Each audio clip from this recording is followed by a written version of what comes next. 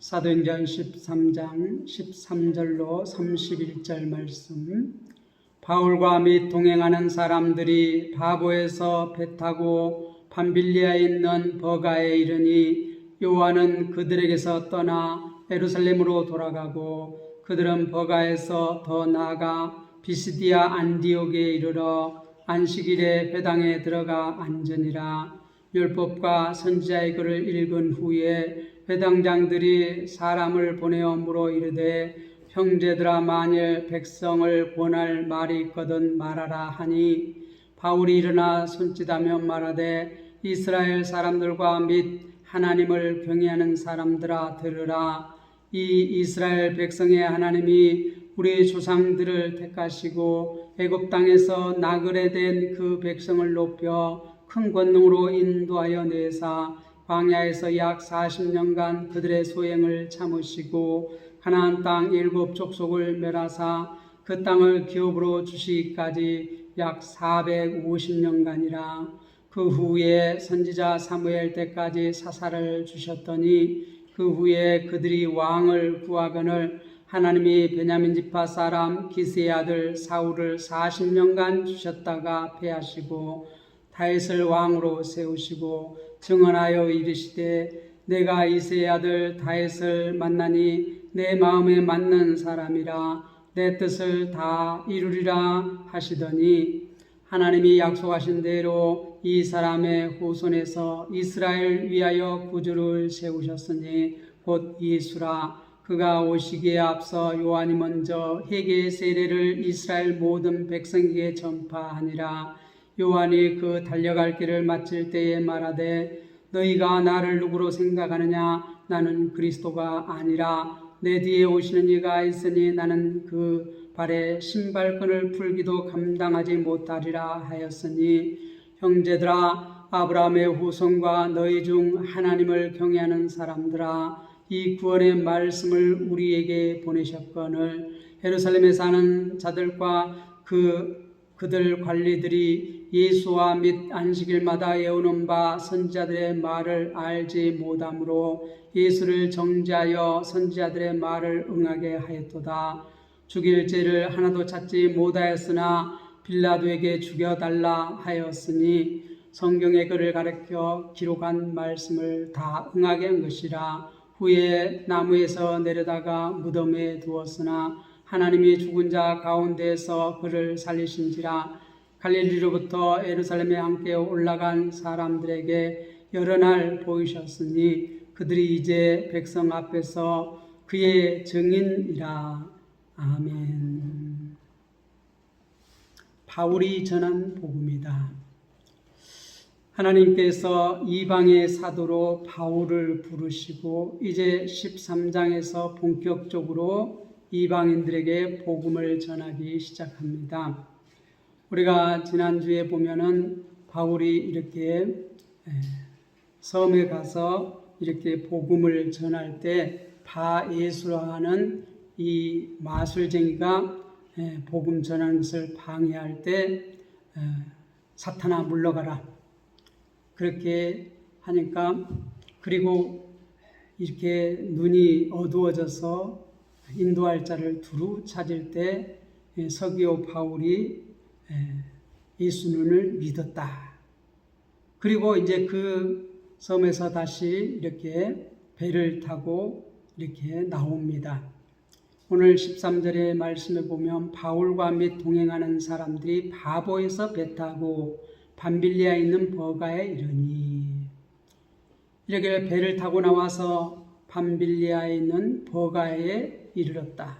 그런데 이 요한은 그들에게 떠나 예루살렘으로 돌아가고, 마가 다락방의 그 주인인 그 마리아의 아들, 그 마가 요한, 그 요한이 이렇게 바울과 바나바와 함께 이렇게 1차 전도여행을 이렇게 따라가서 이렇게 비서로 이렇게 섬겼는데, 요한이 이렇게 갑자기 이렇게 예루살렘으로 돌아갔다, 그렇게 말합니다. 왜 돌아갔는가에 대해서는 전혀 이렇게 누가는 말하고 있지 않습니다.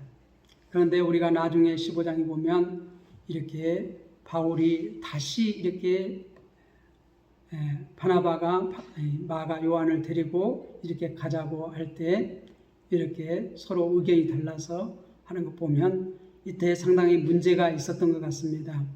이 마가 요한은 상당히 부자 집안의 아들로서 아직까지 이렇게 헌신이 덜 돼 있는 것 같습니다.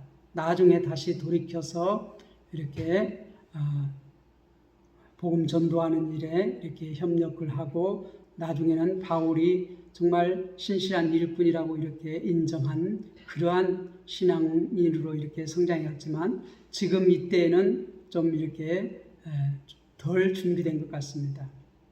14절에 보면 그들은 버가에서 더 나아가 비시디아 안디옥에 이르러 안식일의 해당에 들어가 앉으니라.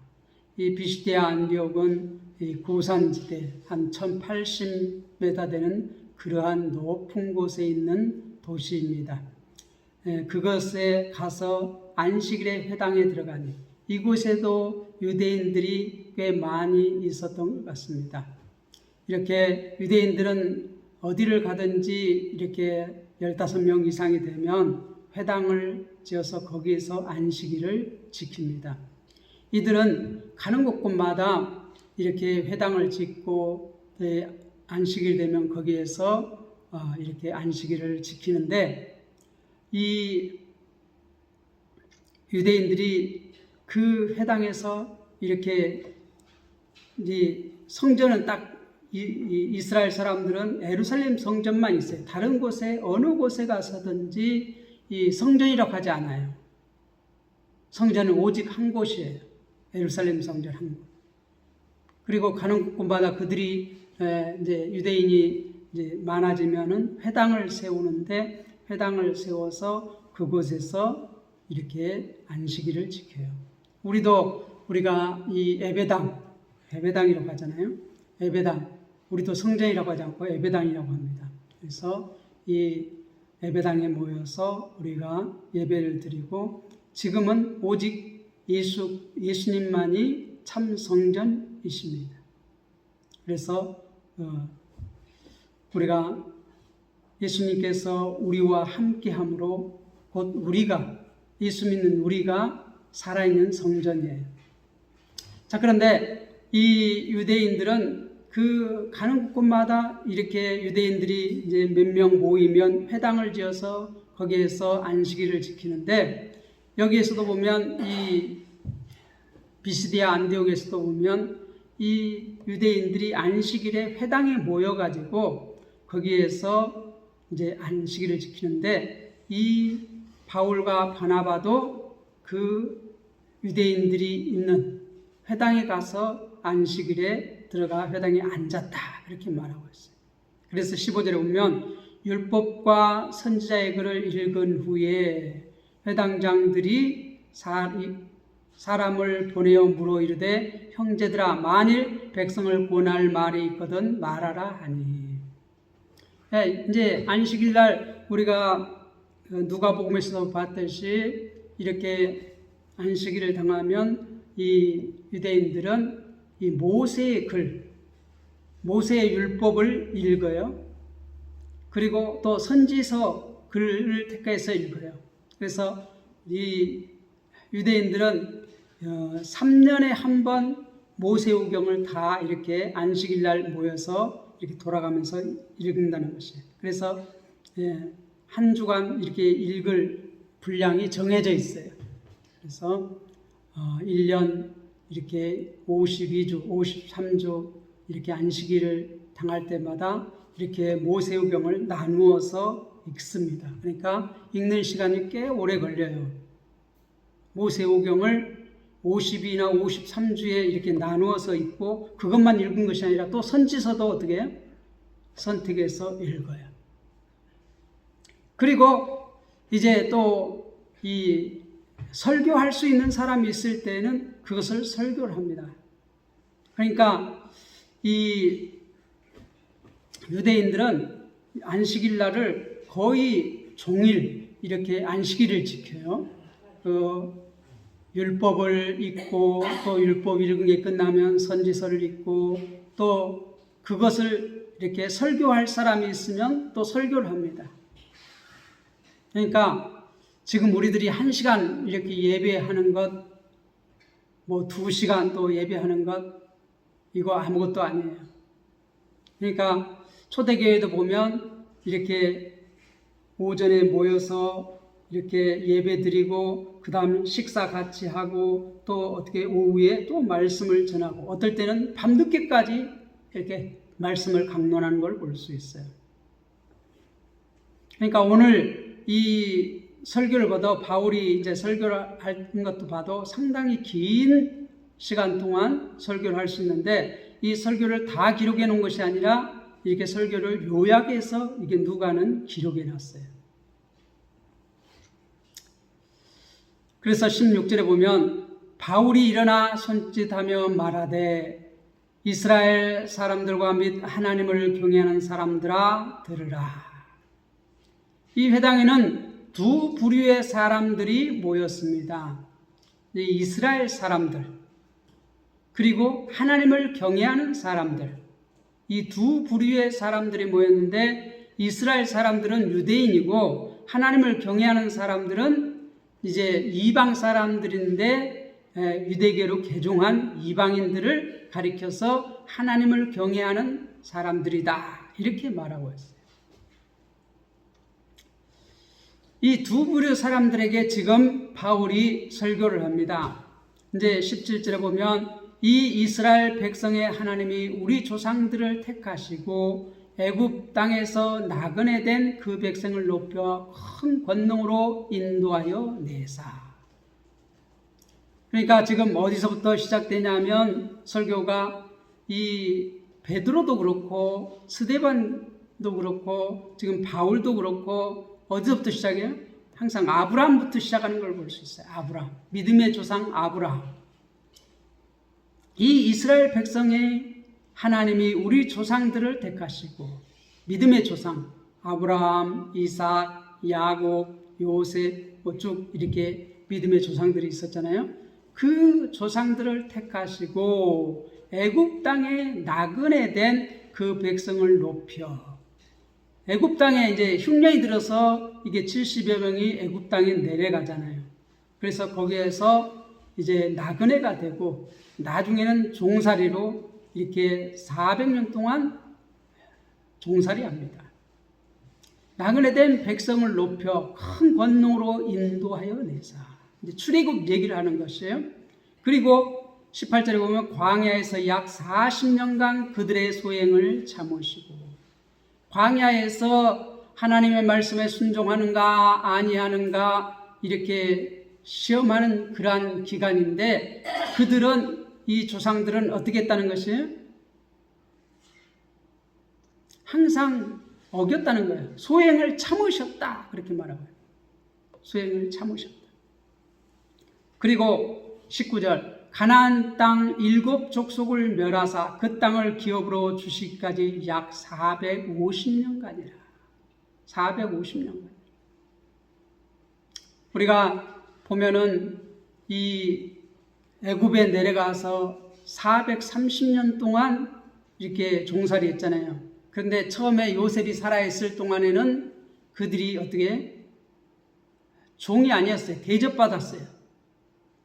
그렇지만 요셉이 죽고 나서 어떻게 요셉을 알지 못한 왕위에 이렇게 올랐어. 그때부터 이제 비박이 시작되잖아요. 우리가 애굽의 18왕조 그때부터 우리가 출애굽에서 봤지만은 이렇게 이스라엘 백성을 없애려고 모진 이렇게 비박을 합니다. 고된 노동을 시키고 비박이 시작됐어요.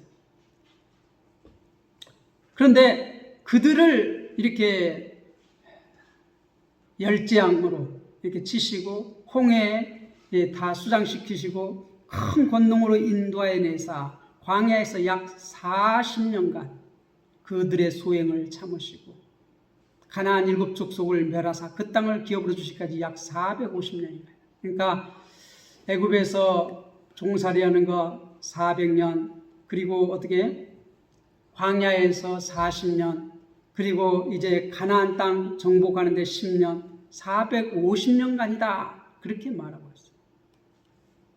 그 후에 선지자 사무엘 때까지 사사를 주셨더니 그 후에 그들이 왕을 구하거늘. 이 사사기에 보면 사사들을 이렇게 쭉 세우잖아요. 그리고 마지막 사사가 누구예요? 사무엘이에요. 그 사무엘 때에 이스라엘 백성들이 왕을 구하거늘 하나님이 베냐민 지파 사람 기스의 아들 사울을 40년간 주셨다가 패하시고,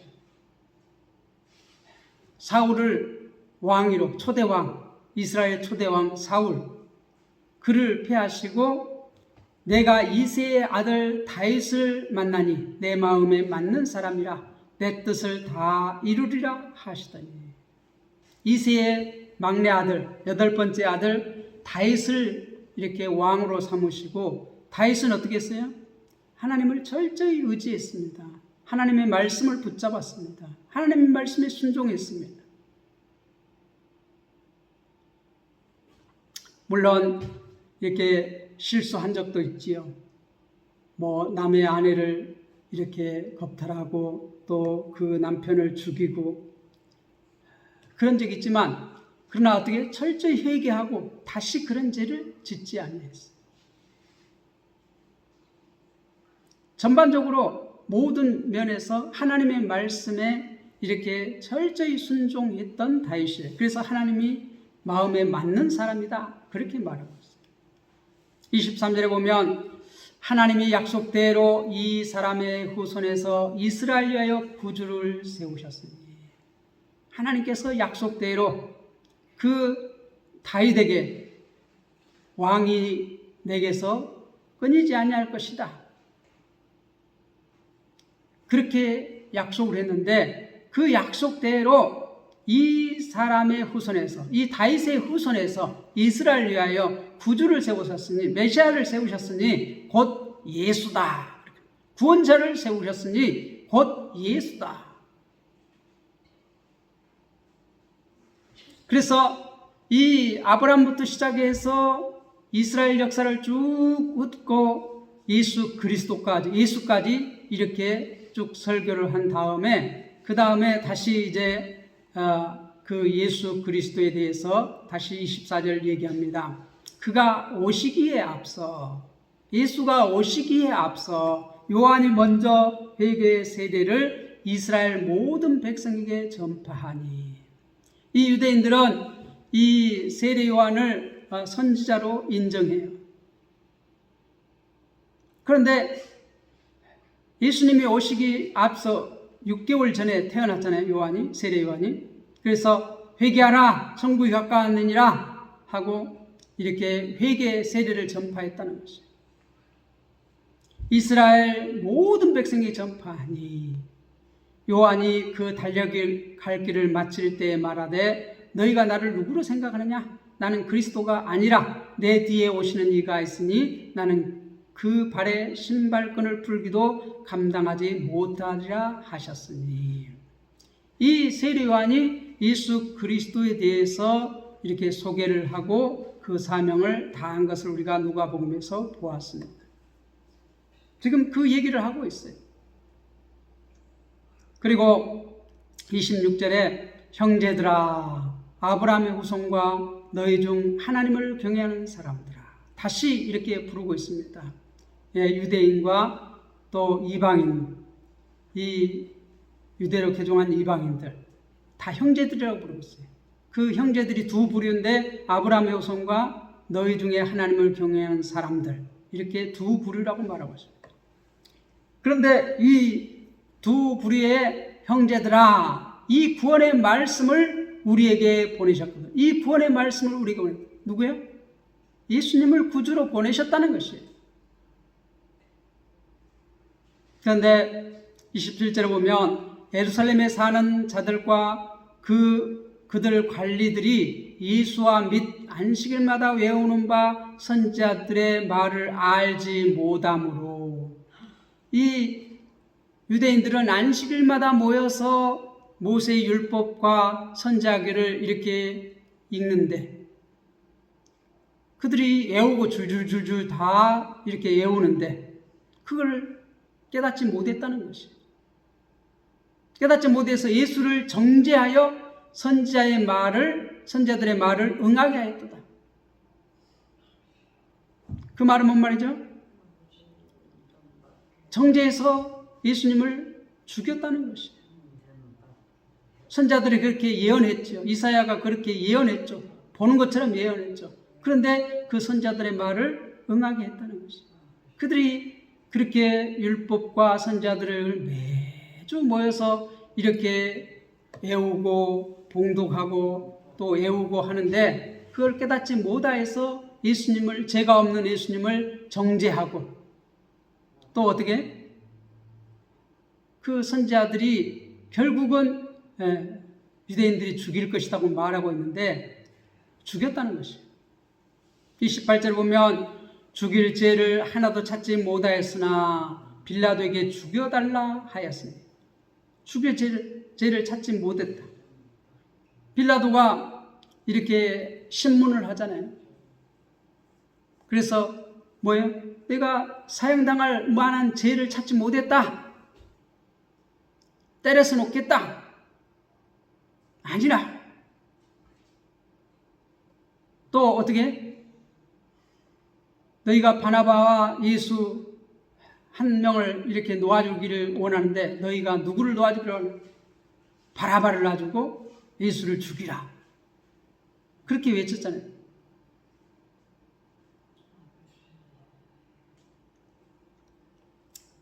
그래서 29절에 보면 성경에 그를 가리켜 기록한 말씀을 다 응하게 한 것이라. 다 응하게 한 것이라.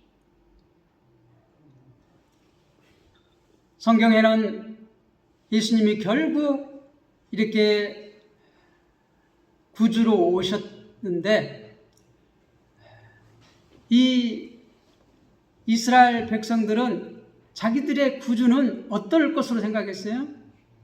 로마에서 해방시켜서 모세와 같이 이렇게 애굽에서 이렇게 해방시킨 것처럼 로마에서 해방시켜서 유대 나라를 다시 회복시키는 그러한 왕을 원했지만 예수님은 어떻게 그렇게 하지 아니하고 어떻게 그들의 죄를 십자가에서 이렇게 용서하심으로 자기 백성을 구원하셨어요. 하나님 나라를 시작하셨어요. 이루셨어요. 성경에 그 모든 말씀이 다 기록되어 있는데 성경에 그를 가리켜 기록한 말씀을 다 응하게 한 것입니다. 다 이루셨다는 거예요. 후에 나무에서 내려다가 무덤에 두었으나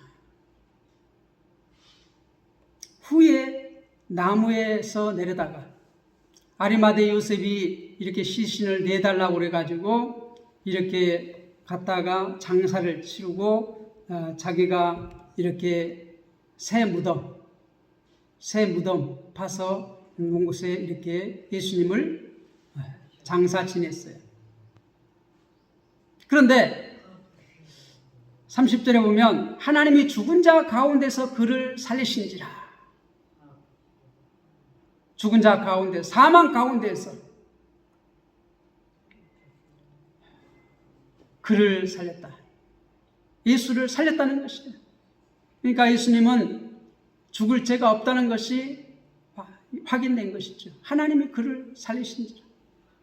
그래서 이제 예수님께서 십자가에 죽고 부활하심으로써 어떻게 우리의 구원자가 되셨어요. 메시아가 되셨어요.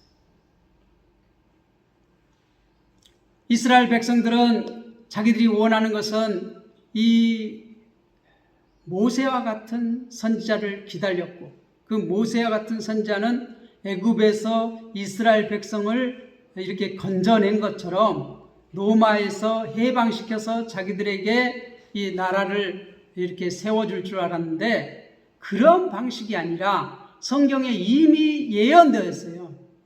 우리가 이사야서에 보면 십자가에 달려 죽으실 것을 어린 양같이 십자가에 달려 죽을 것을 다 예언되어 있는데 그 기록한 말씀대로 다 이루셨다는 것이에요. 그 다음에 무덤에 묻히고 하나님께서 그를 다시 살리실 것까지 다 성경에 예언되어 있는데 그것이 다 이루어졌다는 것이죠. 그리고 31절에 보면 갈릴리부터 예루살렘에 함께 올라간 사람들에게 여러 날 보이셨으니, 예수님의 제자들이 예수님께서 부활하신 예수님을 만났잖아요. 때로는 3명이, 2명이 만나고 또 10명이 만나기도 하고 나중에 11명이 만나기도 하고 또 500여 명이 만나기도 하고 여러 번 많은 사람들이 예수님의 부활하신 예수님을 보았습니다. 그리고 어떻게 그것을 증거했습니다. 베드로도 증거하고 많은 이 부활의 증인들이 있어요. 부활의 첫 증인이 누구죠? 여인들이었어요. 그래서 예수님의 제자들이 그 예수 그리스도의 부활을, 예수님을 부활을, 그래서 십자가에 죽으시고 부활하심으로써 예수가 누가 됐다고요? 메시아가 되셨다. 구원자가 되셨다. 그리스도가 되셨다. 그것을 계속해서 증거하고 있어요. 그들이 이제 백성 앞에서 그의 증인이라. 그들이. 우리도 마찬가지입니다. 우리도 이미 복음서를 다 보았습니다.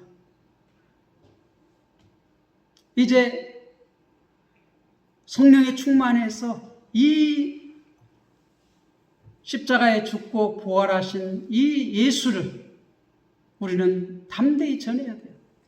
바울이 전한 복음이 바로 이 예수 그리스도예요. 예수 그리스도가 어떻게 오셨는가 역사적으로 이렇게 쭉 이렇게 설교를 하고 그 다음에 그 예수가 십자가에 달려 죽으시고 하나님께서 그를 부활하셔서 우리의 그리스도가 되게 하셨다. 구주가 되게 하셨다는 사실을 지금 증거하고 있는 것이죠. 우리도 마찬가지입니다. 똑같이 우리도 이제는 복음의 증인이 되어야 돼요. 예수가 우리의 죄를 위해서 십자가에 달려 죽으시고 하나님께서 그를 다시 부활하심으로써 우리도 예수 그리스도를 믿으면 죄에 대해서는 죽고 의에 대해서는 예수님과 함께 부활하셔서 우리가 생명으로 다시 살아나는 것을 우리가 증거해 이 사실을 믿으면 구원을 얻는다는 것이죠. 지금 이것을 믿으라는 것이에요.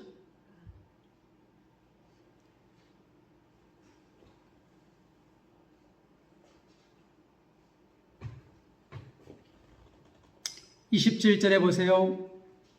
예루살렘에 사는 자들과 그 관리들이 예수와 및 안식일마다 외우는 바 선지자들의 말을 알지 못함으로 예수를 정죄하여 선지자들의 말을 응하게 죽었다.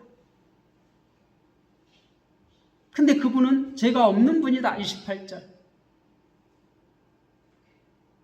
그렇게 죽이고 무덤에 묻혔지만 30절에 하나님이 죽은 자 가운데에서 그를 살리셨다.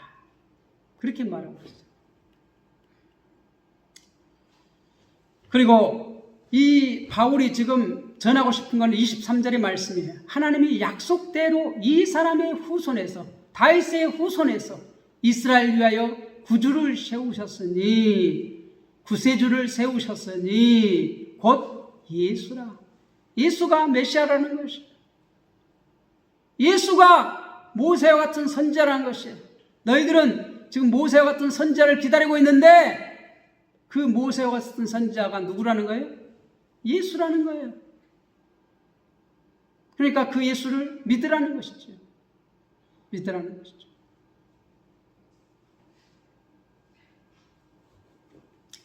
자, 그래서 25절에 보세요. 요한이 그 달려가기를 마칠 때 말할 때 너희가 나를 누구로 생각하냐?